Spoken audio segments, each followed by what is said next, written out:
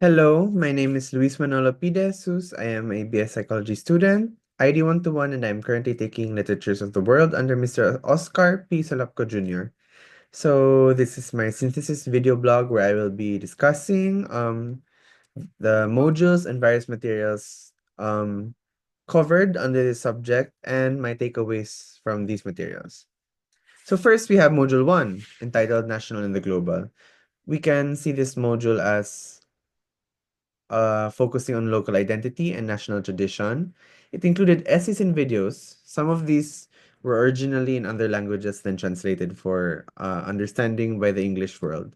So a theme touched on by this module was the homogenization of art or culture for the sake of mainstream appeal to a global audience. So should an artist, create their art um, with the thought in mind that it is a product that needs to be consumed by a wider audience, a worldwide audience.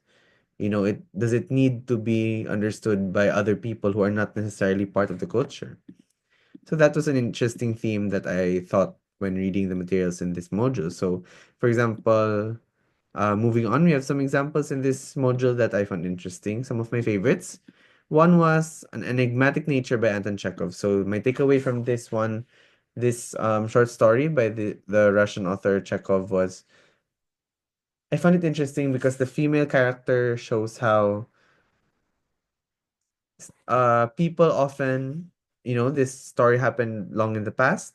It was set in the past, but I think it's still a currently relevant topic that people are obsessed with the arguably capitalistic idea of acquiring wealth. Our desires are based on quantitative measures. More money.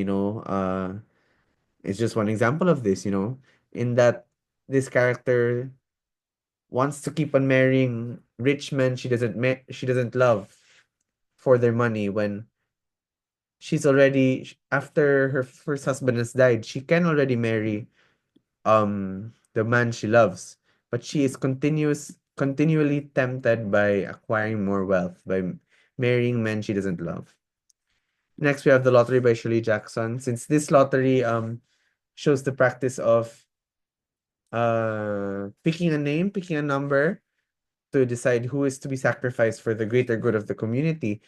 I found this interesting because it made me think of the thousands, maybe millions of people in the past who have been killed or sacrificed, by the communities they are a part of, because, they believe that this sacrifice would lead to, a bountiful harvest or a rain, water to drink or blessings from God.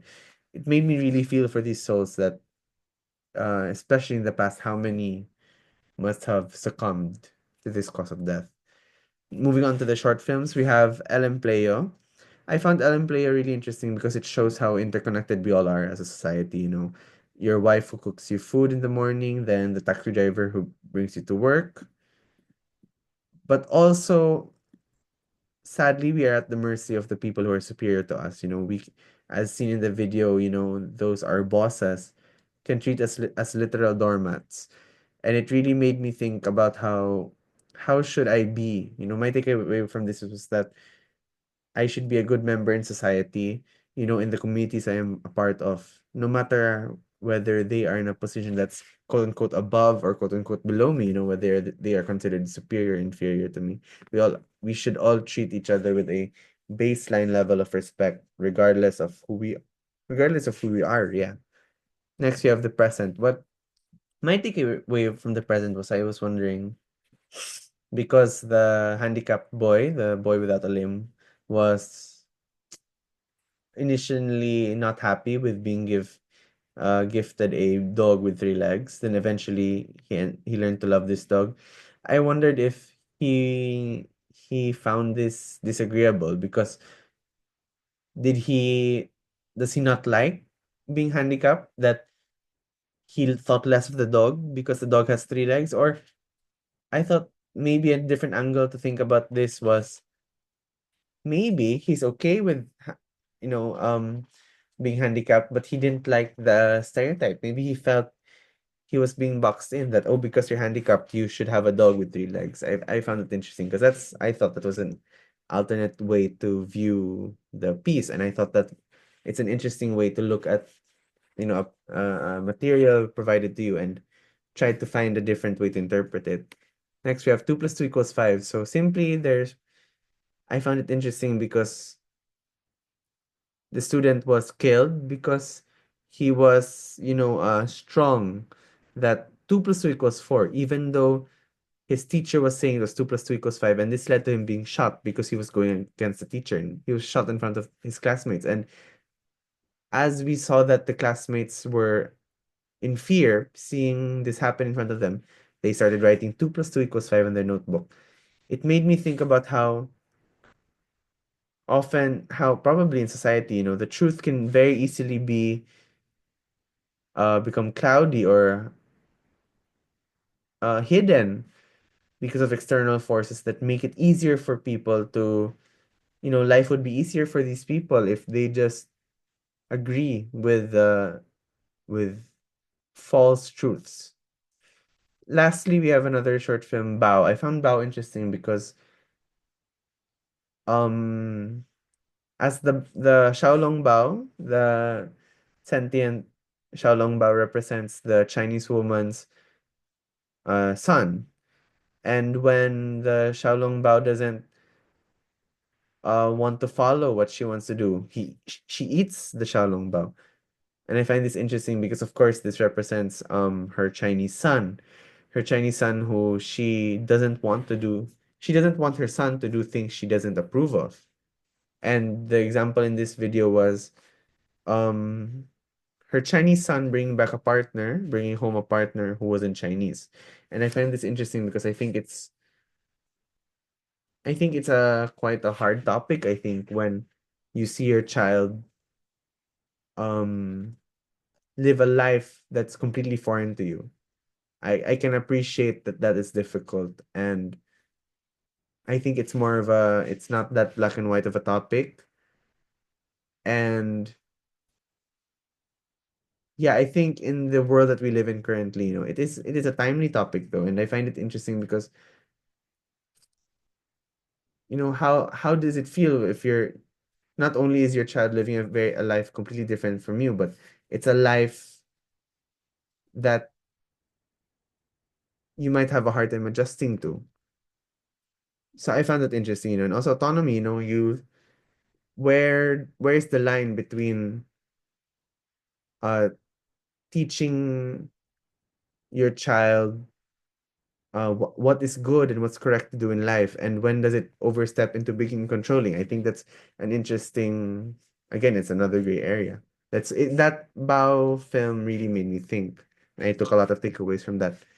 So we can move on to the next module. So module 2 was named The Empire Outside World Literature, or Colonial Past and Post-Colonial Present. So this module focused on the experiences of countries who have been colonized and their subsequent experiences. So the first video I watched from this, which really made me think, it was a YouTube video entitled Post-Colonial Literary Theory. So it talked about how often, for example, the classics if we talk about classic literature, often we think first English literature. So William Shakespeare, Charles Dickens, Jane Austen. Also, we have, probably Russian authors such as Tolstoy, Dostoevsky, French authors like Gustave Flaubert or Victor Hugo wrote, Les Miserables. Les Miserables. Also, probably American literature, no? Think of authors like F. Scott Fitzgerald or Mark Twain. And why are these what we consider classic? Because I thought that, oh, well, these are countries who were superpowers, who had colonies in the past. So their um their cultural influence continues in this world where their literature is what's considered classic, even to all the other countries in the world. So I found this interesting, where we should also focus on what would be considered the others, Indians, Orientals, Africans, including Filipinos. So, I've read books like The White Tiger, The Good Earth, and also Things Fall Apart by Chinua Achebe. Also, we should focus on Books like, of course, classic No Limit Tangere, El Filibusterismo, and also, for example, a book that I've read the last time I saw Mother, a Filipino book. It really made me think also that it also included the theme, which also made me think that the only way we can understand the world is by understanding that a lot of the world has been affected by colonialism. A lot of the cultures and how many countries operate, it wouldn't be the same at all if not for colonialism. The fact that they were colony in the past. Another material under this module was the danger of the single story. This really made me think about, in the past, have I judged people based on one anecdote, one opinion of a person? For example, while this is a stereotype I've heard before, and I think I falsely assumed that every student in LaSalle was, a Konya boy who lives in Rockwell, English speaking, lives a very affluent lifestyle. And, while I think stereotypes sometimes are based on a partial truth, maybe, the truth is, when I came to the LSU, a lot of my classmates I saw were not fitting that stereotype. A lot are average Filipinos who, for example, are like me, have been helped by a scholarship to be able to go to DLSU to go to DLSU as a college. These are people who are not necessarily living, in Forbes Park. These are also people who, take the LRT, MRT to go home and to go to school. So my takeaway was that, yeah, we shouldn't judge things just based on one anecdote. We should learn more about, the lived experience of any community that we're, I guess, judging. Next, the another material in this module was I'm Black Not Poor. I found this material interesting because actually I've already watched this video in the past on Facebook, I believe. And I find it interesting because I think while we are studying, my takeaway from this is that while we are studying about, other countries, other cultures foreign to us, which is a really good thing, we do have to open our eyes to this. We also shouldn't cross the line of speaking over these people. It's, for example, if in this video, if let's say I were to read about an African country, a story set in Africa, that shouldn't make me think that I know more about Africa than actual Africans. We just we educate ourselves about a certain topic. We can educate about we can educate ourselves on things foreign to us, but that doesn't make us, like well educated on these topics. It doesn't make us, like in a position of authority to or qualified to speak about these places more than the actual communities involved. Next, we have module 3. This was titled Body, Mind, and Desire. So this module actually focused on materials that are more sensitive in nature compared to the two previous modules. It also differs in that it focuses on, I guess, what would be considered explicit or more taboo topics, such as sex and suicide. And with this, it consequently touched on themes of, abuse and even physical mutilation, which will be seen, in some of the works.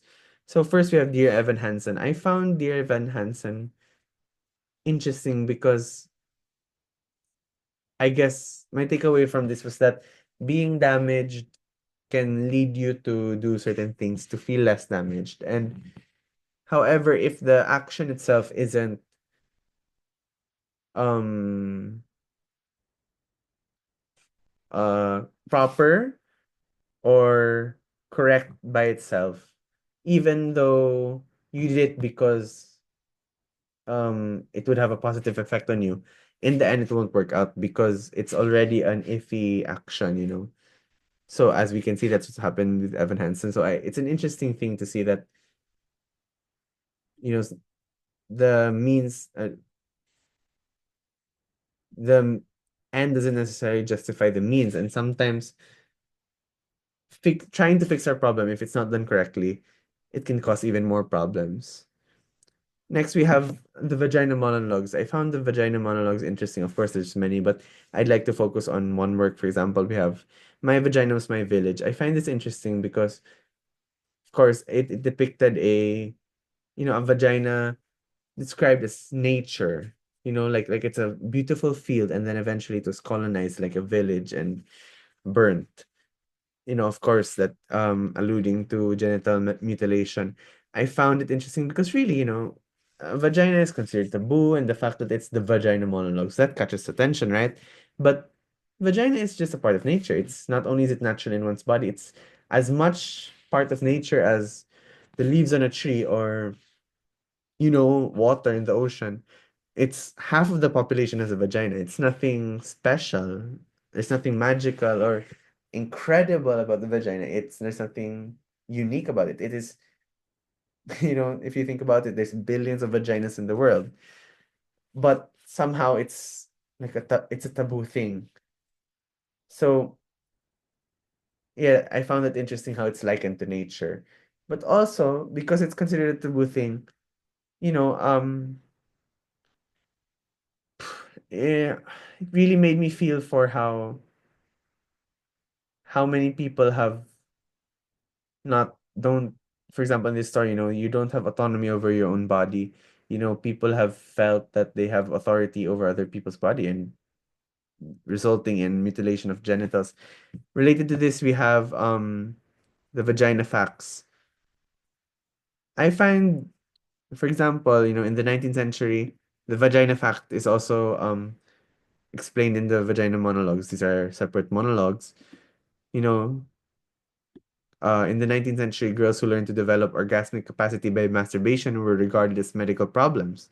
Genital mutilation has been inflicted on 80 to 100 million girls and young women. In countries where it is practiced, mostly African, about 2 million youngsters a year can expect their clitoris to be cut off. Find that sad because my takeaway from that is that I think female sexual pleasure is not only is it not understood enough, it's not appreciated enough. And that, see, like, how to say that 100 million young women have, had their genitals tampered with without their consent. It's it shows that a lot of these patriarchal systems still see female sexual pleasure as it shouldn't exist on itself without male sexual pleasure. That was my main takeaway from that, and it's sad because this is a theme that can be seen throughout a lot of the vagina monologues. It's everyone knows what a vagina is, half of the world has it, but a lot of people don't know much about it, and not only men. This also includes women, sadly. We also have Reclaiming Kant, I guess a bit more lighthearted compared to the previous monologue discussed. Reclaiming Kant, just, I find this interesting because reclaiming words. For example, in this one, saying treating Kant as an acronym. So, C for cavern, U for uh urge, N for nest, T for texture, tantalizing taste. And also interesting because I think the idea of reclaiming a word, my takeaway from this was that it's interesting because I think there are some words that 5, 10 years ago people often used. Nowadays, you couldn't use such words socially.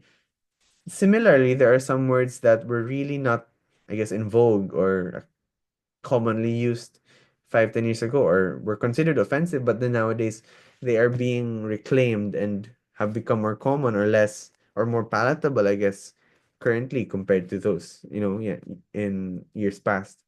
So I find that was my takeaway from that. Find it interesting how, groups can reclaim words, I think, very quickly nowadays in the age of social media, words can become very popular quite quickly through online news. So, further takeaways from not necessarily just the modules. I found the hero's journey interesting because of course, in other subjects, previously I've learned, that parts of the story, the introduction, the climax, the resolution. But I think the hero's journey really emphasized on this. And, you know, I found it interesting because I thought, humans, my takeaway from this was that humans actually enjoy formulas to an extent, even in a story in literature, there is math involved, there is a formula involved. People want it to be, oh, there's a problem that's faced. Then the character has to be brave to go on the journey. Then there is a conflict. Then the character is able to resolve this conflict. Then the character learns a lesson. That's a formula that is in present with, of course, in most stories in varying degrees. So I find it interesting, and my takeaway from that was that I want to be able to absorb that or to identify that in the other literature that I'm to explore in the future. I found the mystery box game interesting because it made me um have to try to retrieve my knowledge very quickly. And of course, it you should be not only should you be sure about your answer, you should be sure that you're sure of your answer, because you shouldn't carelessly give an answer, because if it's wrong, not only are you negatively affected, also your group mates will be minus points. So that m- my takeaway from that was that you should be really sure of your answers and not speak if you're not sure about what you're about to say. I also found the narrator activities really interesting because I thought, oh yeah, if for example you have lyrics of a song, you can really interpret that differently if you're reading it compared to if it's being sung in a certain, with a certain energy, with a certain mood by a man or a woman. You can interpret a song differently with how it's presented compared to its original text. So my takeaway from that was it's interesting to look at that. You can consider both of them. For example, you can look at the lyrics of a song and understand how you interpret that, but see how the song is sung, if it's sung in a happy way, if it's sung in a sad way, if it's sung by a male voice or a female voice, how does the feeling or emotions or meaning of the text change through interpretation. I think, those are interesting things to consider. Um with this, the hero's journey, the narrator, I learned how to come up with the idea of what to compose, and learn to identify the stages of the hero's journey, for example. And writing this work within a short period of time, sometimes only 5 to 10 minutes to do this within the group. My takeaway is also I learned to work together with others to produce a creative output. Creating a creative output can be difficult, especially in a group, because it's creative, so people have their own interpretation and styles. So working together was a skill that I feel I developed from this subject. Also in the dramatic reading, because the dramatic reading, not just from practicing together, practicing how to do the lines together, but also having to be able to assign roles and be able to schedule when is it suitable for everyone to do their tasks. So my last learning or insight is that, in a more general sense, is that it is important to devote time for consuming literature, because it helps us grow and learn about the world we live in, making us a better member of society. With the books that I read, and movies or shows I watch, it really does help us, live through other people's lives, putting ourselves in the shoes of others, which would be hard, like, really we only live in our own life, but through this media, through this literature, we are able to see from the point of view of other people. And I think if we understand people's point of view, other people, the experiences of other people, we are able to accept these experiences more easily, and we are able to live more harmoniously as a society in general. So to conclude this video blog, I learned a lot in literatures of the world, and I feel that not only, was I think I had to work hard in this subject, but I also learned a lot because a lot of the material was was quite heavy and was quite potent. And I learned about I learned a lot through delving into the themes featured in the materials, and I also learned how to be able to write better and learn how to work collaboratively as a team when having to write outputs. Thank you. That is the end of my synthesis blog.